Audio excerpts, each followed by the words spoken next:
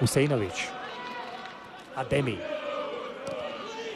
I evo sada El Sudani, evo prilika za gol 1:0.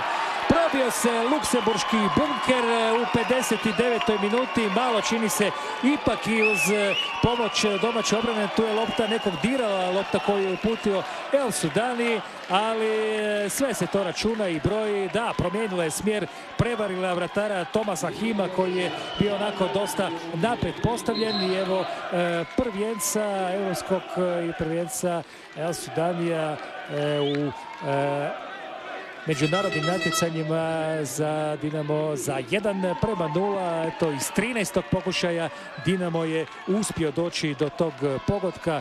Još jednom čini se da je taj nesretnik bio Billy Bernard. Je lopta dirala, ali od tolikih broja udaraca i pokušaja jednom je ta lopta i popuniti te pozicije obrambene. Malo je stopera u Dinamu, Šimunić-Adi, to je mladi Šimunović i Čalušić koji bi trebali iznijeti tu cijelu sezonu. Antolić. Opet mu se odbije lopta, Antolić pokušava sada prilike El Sudani, još jednom dobar je udarac i gol! Evo i drugog pogotka alžirskog, sada već možemo reći majstora, i na ovomu treba zaista čestitati. Da, malo je očistiti kopačke, jer ako je prvi pogodak bio postignut uz asistenciju domaćeg igrača, ovaj drugi je pravo majstorsko vreme, djelovo iz prve bez čekanja, fino je pogledao, odmjerio i ovo Tomas Him nije mogao braniti, dakle na krilima El Sudanija Dinamo vodi sada već 2:0. Izgleda da nije puno pogriješio Halihođić kad je rekao da za takve novce se ne može dobiti kvalitetniji napadač nego što je El Sudani, i isplaćuje se ta investicija. Evo, u 3 minute 2 gola za alžirskog reprezentativca i sada već stvari polako dolaze na svoje mjesto.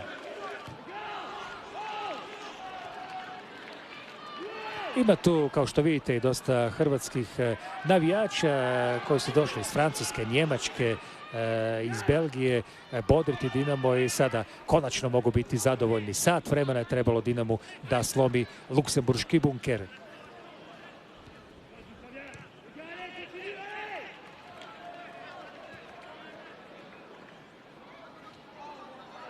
Antolić, i on je dao svoj doprinos ovih nekoliko minuta, malo ubrzao igru. Huseinović, ovo je prilika za hat-trick, nesebična asistencija i to će sada biti prava golijada. Evo i asistencije Sudanija za Čopa za 3:0. Huseinović u prazan prostor, evo El Sudani 2 gola, 1 asistencija, a na svoje je došao sada i Duje Čop koji odlično prati te akcije, koji ulazi u prazan prostor, i to je sada 3:0, potpuno razbijena fola i Dinamo već na pragu ulaska u treće pretkolo Lige prvaka, gdje će ipak biti ozbiljni protivnici.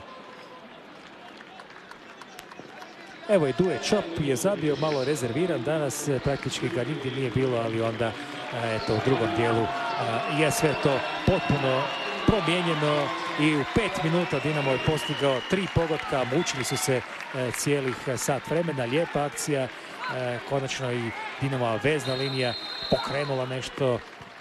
El Sudani je tu mogao i pucati, ali vidite da čovjek zna i asistirati, zna i loptu prazan prostor. Čop ipak je dobro prošao, Benisija Čop, pokušaj kombinacije, evo još je tu mogućnost da se nešto napravi. Huseinović, tu je on majstor driblinga, evo prilike za dobar centaršut, ima li pogotka, ne, izbacio je tamo ipak Dalevedov, još je opasno i to je gol, to je i 4:0, sada gol za golom u mreži domaće momčadi.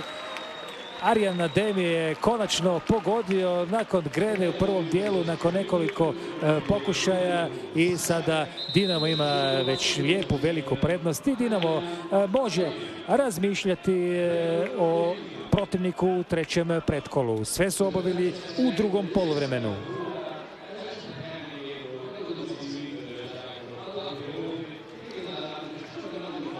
'75. minuta, evo Arjan Ademi koji se ne libi pucati izvana, koji ima dobar udarac. Ravi s brojem 20 ulazi To je treća zamjena kod domaćeg, ispričavam se, ušli su Masej Hadži i Ravi sada koji se dugo spremao tamo na out liniji. Evo, izlazi iz igre Tom Laterca koji se nije baš po nečem posebnom istaknuo osim po žutom kartonu.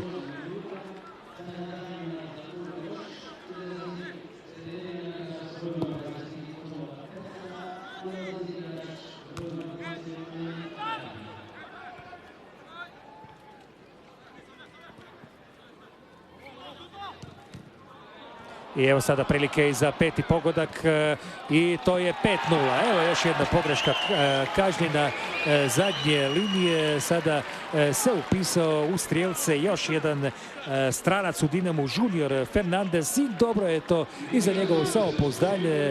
Nesporazum u zadnjoj liniji Fole koja je potpuno sada razbijena i Čileanac to kažnjava. Evo 5 pogodaka, svi u drugom poluvremenu. Sretan je i Junior Fernandez, želi se dokazati, on je ovdje došao iz Bayera, iz Leverkusena, tamo se nije previše naigrao, a ovdje traži mogućnost za povratak u Bundesligu. Ovakve akcije i golovi sigurno će mu dobro doći.